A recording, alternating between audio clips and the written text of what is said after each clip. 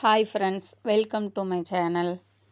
இன்றைக்கி செவ்வாய்க்கிழமை காலையில் வாங்க என்ன வேலை இருக்குதுன்னு பார்க்கலாம். காலையில் இன்றைக்கி செவ்வாய்க்கிழமை சாம்பார், செவ்வாய் வெள்ளி சாம்பார் தான். அது பட்டியலே போட வேணாம், அதே தான் ரொட்டீனாக. சாம்பாருக்கு பருப்பு வச்சுருக்கேன். இன்றைக்கி சோம்பேறி சாம்பார் வைக்க போகிறேன். சோம்பேறி சாம்பார்னால் பருப்பை தனியாக வேக போட்டு காய்களை வதக்கி வைக்காமல் பருப்பு காய் எல்லாத்தையும் ஒன்றா குக்கரில் போட்டு அப்படியே வைக்கிறது. இன்றைக்கி எந்திரிக்கும் போது மணி 6, அப்புறம் எப்படி வைக்க முடியும் நல்ல சாம்பார்? அதனால் சோம்பேறி சாம்பார் தான் வைக்க போகிறேன்.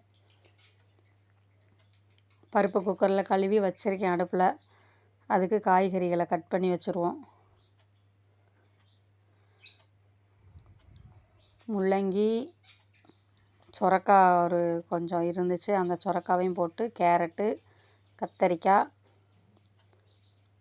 காய் நிறையா போட்டு கதம்ப சாம்பார். காய்கறி நிறையா, காய் இப்படி சேர்த்தாது. இல்லைன்னா காய் தனியாக, கத்திரிக்காயெலாம் தனியாக வச்சோம்னா சாப்பிட்றது கொஞ்சம் சங்கடப்படுறாங்க. அதனால் சாம்பாருக்குள்ளே போட்டு விட்றது. முள்ளங்கி,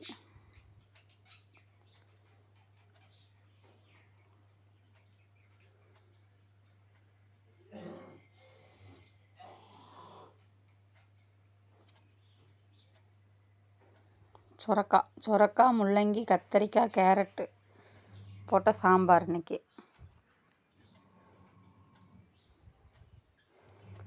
காயை நான் கீழே உட்காந்து மெதுவாக பொறுமையாக அருவாமனை வச்சு அப்படியே அறுத்துட்டு உட்காந்துருந்தேன்னா எனக்கு நேரம் ஆயிரும்.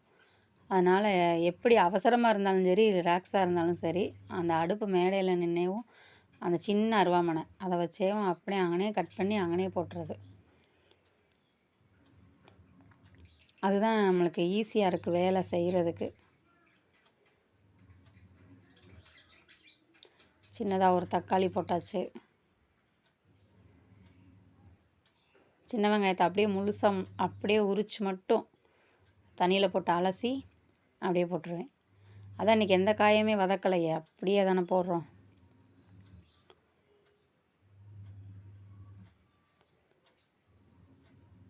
சின்ன வெங்காயத்தை உரித்து போட்டாச்சு. சின்ன வெங்காயம் கொஞ்சம் பெருசாக இருந்ததுனால டக்குன்னு உரிச்சிட்டேன்.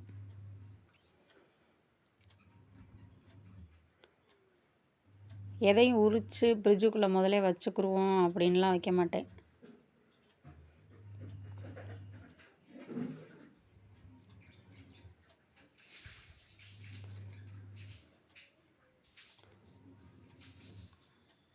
நல்லா காய போட்டோன்னே பொங்கி வருது.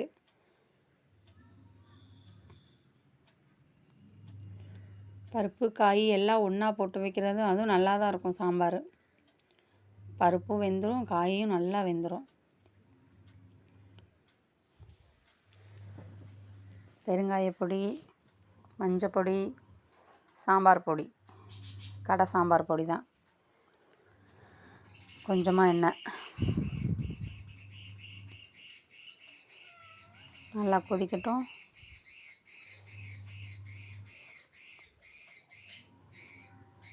நான் வாய்ஸ் கொடுத்துட்ருக்கேன், இங்கே எங்கள் கிளி கத்திகிட்ருக்கு நல்லா. தேவையான அளவு உப்பு போட்டுக்கிடுவோம்.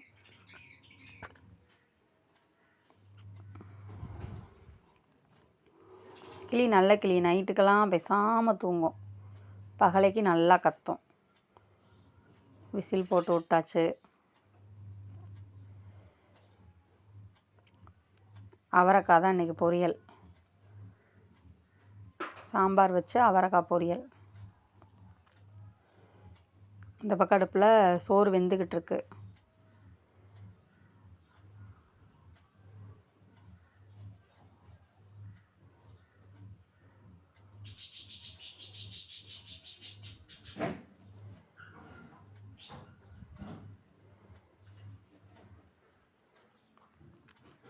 இப்படி நின்றுட்டே அந்த குட்டி அருவாமனையில் அறுக்கிறது தான் எனக்கு ரொம்ப பிடிக்கும். கத்தியை வச்சு வெட்டவே தெரியாது சுத்தமாக எனக்கு எந்த காயும். கத்தி சும்மா வெங்காயம் உரிக்கிறதுக்கு வேணால் வச்சுக்கிடுவேன்.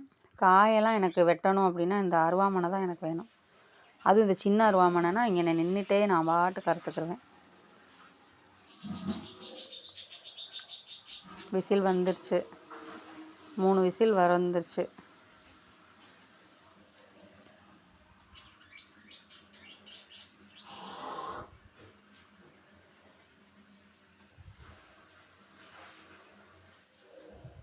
அவரைக்காய் அறுத்து முடிச்சாச்சு. வெங்காயத்தை உரித்து தண்ணியில் போட்டுட்டு வெங்காயத்தை அறுத்து வச்சுக்கிட்டோன்னா சாம்பாரை கொஞ்சம் நேரம் சிம்மில் வச்சுருக்கேன்.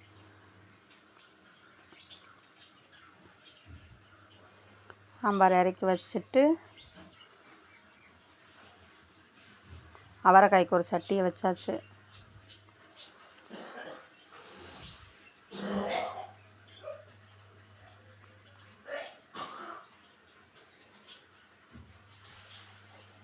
எண்ணெயை ஊற்றி அவரைக்காய்க்கு பச்சை மிளகாவே போட்டோம் அப்படின்னா அவரைக்காய் எது பச்சை மிளகாய் எதுன்னு பிள்ளைங்க சாப்பிட்டுட்டு ஊ உரைக்குதேன்னு சொல்லிகிட்டு இருப்பாங்க. அதுக்கு வத்தல் போட்டோம்னா அப்படியே தூக்கி அலையக்கா கீழே போட்டுருவாங்க. அதுக்காக வத்தல் போட்டு விட்றது.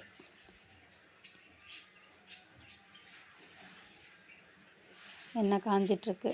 கடுகை போட்டாச்சு. வத்தலையும் போட்டு கொஞ்சமாக வெங்காயம் நறுக்கி வச்சிட்டேன், அதையும் போட்டாச்சு. இன்னும் வெங்காயம் கொஞ்சம் நறுக்காமையே இருக்குது, அவங்கள அது வதங்கிட்டு இருக்கட்டும். வெங்காயத்தை அதுங்கள கட் பண்ணிடலாம்.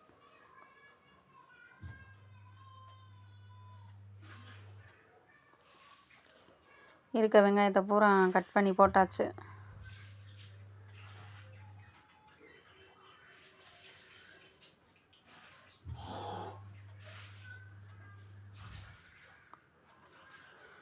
நல்லா ஒரு கிண்டி விட்டாச்சு. நல்லா வதங்க வேணாம், லேசாக வதங்கினா போதும். நான் அவரைக்காய் வதங்கினதுண்டிக்கும் அந்த வெங்காயமும் வதங்கணும். அதனால் லேசாக வதக்கி விட்டுட்டு அவரைக்காயை போட்டாச்சு.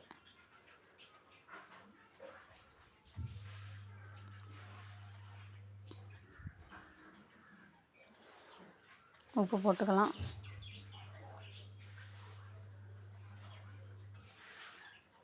தண்ணியை கொஞ்சம் தொளிச்சு வேக விட்டுருவோம். ஏன்னா உப்பும் கரையணும், அவரைக்காயும் கொஞ்சம் வேகணும்.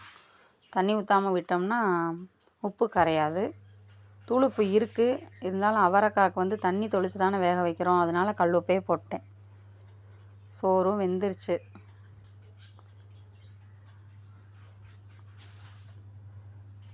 சாம்பார் இன்னும் விசில் போகலை,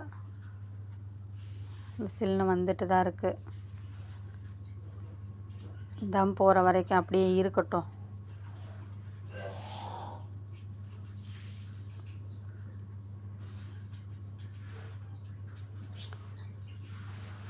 அவரைக்காய் நல்லா ஸ்பீடாக தான் வச்சுருக்கிறேன், பக்கத்தில் தான் நின்றுட்டுருக்கேன். கொஞ்சம் நேரம் வேகட்டும். சிம்மில் வச்சுட்டு போனோம்னா வேகாத அப்புறம் தண்ணி தொளிச்சிருக்கோம்ல, அதனால் கொஞ்சம் வேகும்.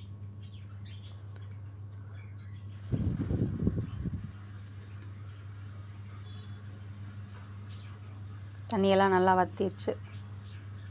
ஓகே, இப்போ சிம்மில் இருக்கட்டும். சாம்பாரும் தம் போயிடுச்சு.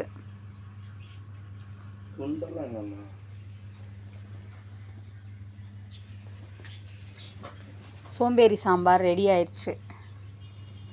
நல்லா வந்துருச்சு, காயெல்லாம் வெந்துருச்சு. அதில் போட்ட காய் எதுவும் ரொம்ப நேரம் வேகிற காயெல்லாம் இல்லை.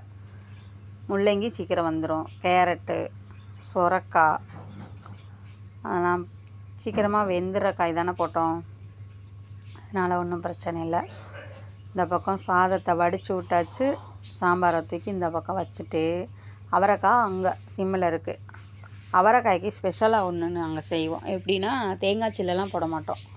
பொரிகடலையை போட்டு நல்லா பொடியாக நுணுக்கி அந்த அவரைக்காய் பொரியலில் போட்டோம்னா நல்லாயிருக்கும். அவரைக்காய் பொரியல் கொஞ்சமாக, அவ்வளோதான். பொரிகடலையை போட்டு மிக்சியில் போட்டு நல்லா ஒரு அடி அடிச்சுட்டு அப்படியே போட்டு விட்டோம்னா அவரைக்காய் பொரியல் டேஸ்ட்டாக இருக்கும். ரெடி அவரைக்காய் பொரியல். சாம்பாரும் நல்லா கொதிச்சிருச்சு, காயெல்லாம் வெந்துருச்சு நல்லா.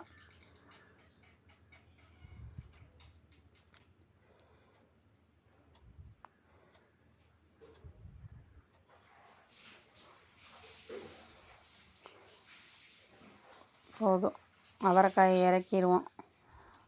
சாம்பார் அந்த பக்கம் வச்சு மல்லி இலையை அலசி போட்டு விட்ருவோம். ஏன்னா இறக்க போகிறோம்ல, மல்லி இலையை போட்டு விட்டுட்டு இன்னும் தாளிச்சிட்டோம்னா சாம்பாரை இறக்கிடலாம்.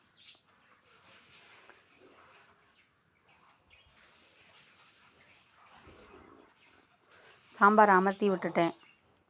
இந்த பக்கம் தாளிச்சாச்சு. அவ்வளோதான், சாம்பாரும் ரெடி.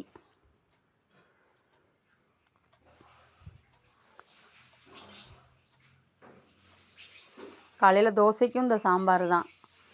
தோசையை ஊற்றியாச்சு, சாம்பார் வச்சு கொஞ்சமாக தேங்காய் சட்னி. காலை சாப்பாடு. மதியானத்துக்கு சோறு,